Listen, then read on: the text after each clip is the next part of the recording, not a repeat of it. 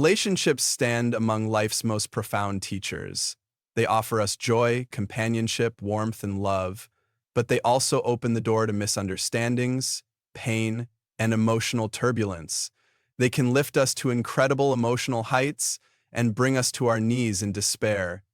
Yet every experience, pleasant or painful, comes with a lesson. The Buddha once shared a timeless truth.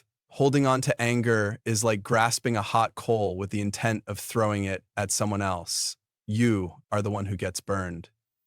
This metaphor reveals a deep insight. The pain we carry when not let go consumes us before it ever reaches the one we aim it toward. Disagreements, disappointments, and emotional distress in relationships are not signs that love is failing. Rather, they are windows, openings that allow us to look within. They're not walls, but gateways. They invite us to reflect, to grow, to evolve, and ultimately to transform suffering into a deeper, more mature form of love. Through the teachings of Buddhist wisdom, we can learn to turn these trials into tools. Tools that help us rise, that help us move forward, not in spite of the pain, but through it. From heartache, we can walk toward healing. From fear, we can step into trust. And from clinging attachments, we can grow into a love that is free and unbound. So let us begin this journey together, a journey of awakening, of transformation, and of rediscovering love in its truest form. Why is it that we suffer in relationships? Is love itself to blame? Or are our partners simply too flawed, too imperfect? According to the Buddha, the root of our suffering doesn't lie in love. It stems from our attachment, our deep craving, and the heavy expectations we place on love. We often expect our partner to always understand us, to stay the same forever, to fulfill every emotional need without faltering. But the truth is, life is constantly changing. Everything in existence is impermanent. People grow, situations evolve, and emotions shift. Like the weather, when we cling to an unchanging image of love, we set ourselves up for disillusionment and sorrow. Think of trying to hold on to a handful of sand. The more tightly you grip it, the more it slips through your fingers. But if you hold it gently, with care, it remains peacefully in your palm. Love, in much the same way, thrives when it is held with tenderness, not control. Instead of asking, why aren't they behaving the way I want? Try asking, how can I embrace them as they are in this moment? This small shift in perspective opens a vast space for love to breathe, for love to simply be without the confines of how we think it should be. Words have immense power. They can either build bridges between hearts or burn them to ashes. The Buddha emphasized the importance of right speech, samavaka, which means speaking with honesty, kindness, and compassion. Our words can either heal or hurt, create connection or cause division. Before reacting in anger, pause and ask yourself, are my words rooted in kindness? Are they true? Will they lead to peace or to more pain? For instance, in moments of frustration, instead of lashing out with, "You never listen to me," try saying, "I'm feeling unheard right now. Can we talk about it?"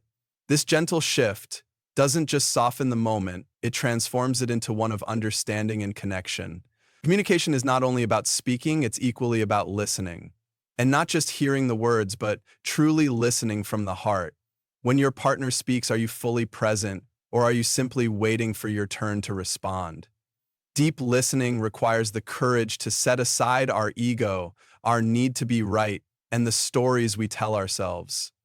It asks us to be still, to receive, and to understand not just the content, but the emotion behind the words. The Buddha once beautifully said, "Radiate boundless love toward the entire world."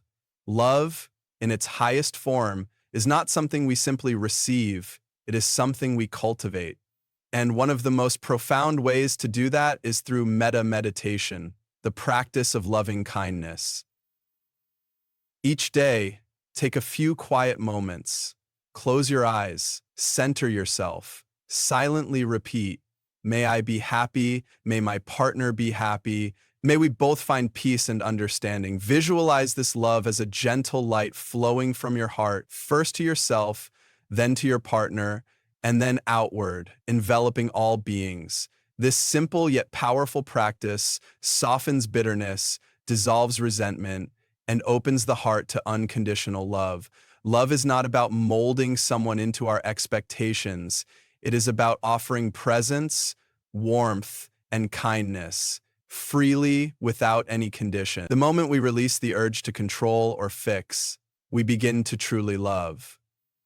Every relationship, no matter how harmonious, will face trials.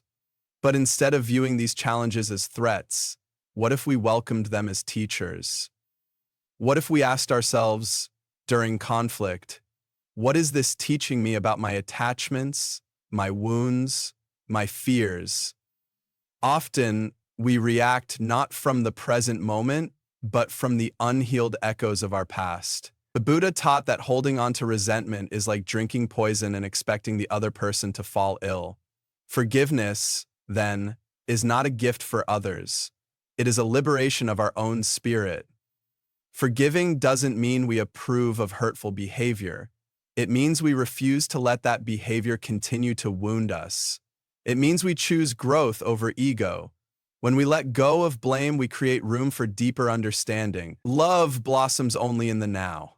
Yet we often live trapped between yesterday's regrets and tomorrow's fears. The Buddha reminds us, the past is already gone, the future is not yet here. There is only one moment to live, and that is this present moment. So instead of obsessing over what is lacking or what once went wrong, focus on what is blooming in the present, practice appreciation. Each day, take time to express gratitude. I love your patience. Thank you for always being there. I'm grateful for your presence. Gratitude shifts your focus from scarcity to abundance, from what love isn't to all that it already is. Remember, a relationship is not about fixing each other. It is about walking together, hand in hand, on a shared path of growth. Be the light that supports the other. Be the listener, the encourager, the gentle presence. The Buddha said, if you light a lamp for someone else, it will also brighten your own path. In the end, love is not defined by how much we receive. Its true power lies in what we give, freely, without fear, without demand. So walk this path of love with eyes open, not clinging but embracing, not demanding but accepting, not controlling but compassionately understanding. So not setting, not humbling but embracing, not demanding but accepting, not controlling but if this resonates with you and you feel called to bring more peace, clarity, and mindfulness into your relationships, consider subscribing to our channel. Walk with us on this path of Buddhist wisdom, where love is not just an emotion, it becomes a living, breathing practice, a practice we commit to every single day. Until we meet again, stay grounded, stay kind, and always remember, true love is not a destination. It is a journey, and that journey begins within.